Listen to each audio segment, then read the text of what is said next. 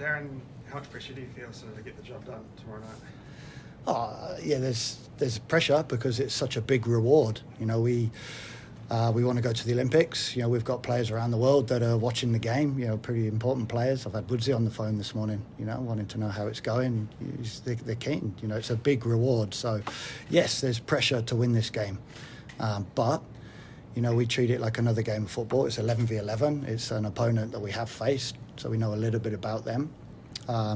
Boys have worked really hard. We're in a pretty good place physically and tactically, and so we're ready. But you know, pressure is good. Pressure is a privilege. You've probably heard people say that. So, you know, we'll accept the pressure and go out and do our jobs. And Finn, you've had a bit of experience playing against Oceania teams. How do you sort of look at tomorrow's match and I guess the reward that's at the end of it, but also the fact that New Zealand, 99% of the time wins these matches, and what that means in terms of having to get the job done. Well, like Darren says, it is a privilege to be able to play in these games and in these tournaments. You say that we're supposed to win 99% of these games, but you got to treat each game one at a time. Like whatever's happened before doesn't really matter, in my opinion. They could do something different, or we could do something different. It's whoever comes out on the day. You got to turn up, and so with the pressure that it comes with it, wanting to go to Paris, it's just a big occasion for us, and we're all looking forward to it. Darren, some fitness of the guys, Louis Turmey, Riley Bidwai, Nathan Lola, all didn't play on Wednesday, but how are they looking to be involved tomorrow? Good. Yeah, we've got full availability for everybody. Obviously, we've got some players that didn't play midweek, so there's some rested players. Yeah, they're all keen. They all want to play. They all want to start. So we've got some really difficult decisions to make. It's a really good, deep squad, as I think you've seen in over the last 2 weeks with some of the performances of individuals. Yeah, we've got some decisions to make, but just to reiterate, like Finn said, it's not going to be an easy game. It's a tough game. We need to make sure that we're ready, that we're on it, that we're disciplined, we show concentration throughout the game, and everybody just needs to do their jobs. Darren, Fiji were fairly competitive the other day. Do you think the gap's closing between the two nations? Yeah, definitely. We've had some good battles with them over the last couple of years in the under-20s. Played them a few times, and they're getting stronger. And now they've got a coach like Rob that's getting them organised. They're going to be tricky. It's a tricky game. They're quite physical, got some big boys, but you add that organisation now around them, and they've got some players with some skill as well. So yeah, it's a tricky game, one we have to make sure that we manage properly, and we just need to do our jobs, keep our discipline, keep our concentration, and we should be fine. And is 2016 kind of playing on the minds of the team? Well, it's the goal. We came into the tournament and we set the goal. We have to win this tournament to qualify for the Olympics. It's a big tournament. So like I said before, it's big rewards for this game. So we know that, the players are aware of that, and we've accepted.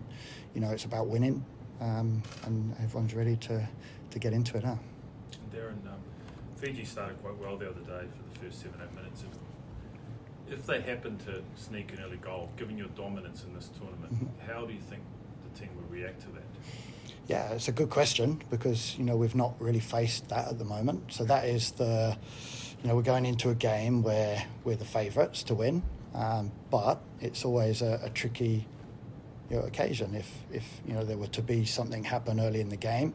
That's why I keep talking about discipline and concentration, because we can't get involved in off-the-ball things, regarding disciplinary stuff, because we can't lose someone and go down to 10 minutes. It'll make the game really difficult for us. And we've just got to make sure that we defend properly, we don't take risks, that we play our game, and just have a really good, solid performance. And what's it been like playing at home compared to previous experiences in the islands with the different challenges? I mean, playing here is easier for us. It's we've got our surroundings. The training pitches and the playing pitches are really good. So that has helped. When you play away in the islands, so I've been to a lot of tournaments in the islands. They're great tournaments. Really good tournaments when you're successful. But they're always a little bit harder with some of the weather and some of the conditions and some of the playing surfaces. So to be at home is great, but we've still got to get the job done. And Finn, how much do you think you've grown from that experience in Argentina, which must have been pretty crazy, leading that team, and now leading this team? Because everyone sees you as that young guy at the Phoenix, but you're not really that anymore, are you? Well, it depends on who you ask, but no, the experience in Argentina was awesome, both for myself and the players that went there, and like you say, gained some real good experience and knowledge from playing some of these top teams and top players from around the world, in games that were quite close in some of them, and in some games that slightly got away from us. But it's hard to judge how much I've personally grown. I think the easiest way to answer that question is just the whole team's grown, to be honest. Like there's more maturity within the group, and when we come to tournaments like these where we should be performing and should be winning games, there's more, again, experience around how to do that and what's expected. Finn, that first game against Papua New Guinea being a walkover, has that hurt kind of preparations much for tomorrow?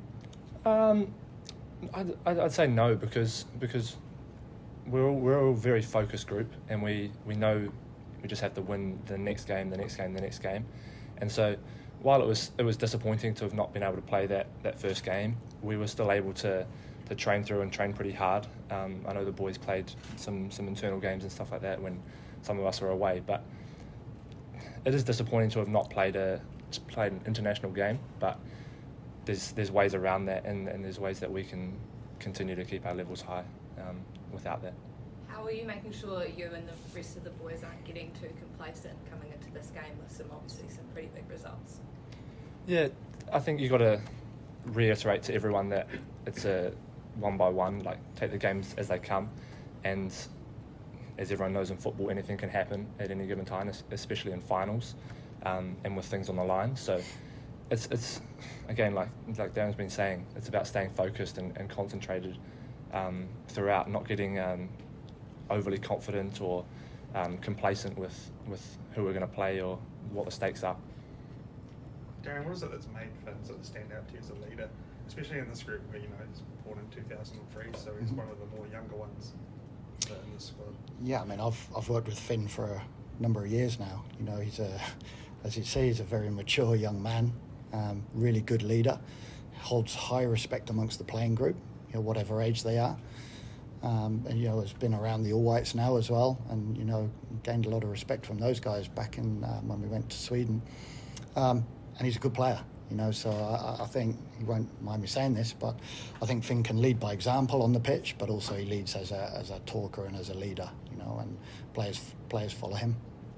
Darren, seeing a few more boys this camp, have you kind of noticed that some are kind of on the cusp of the All Whites?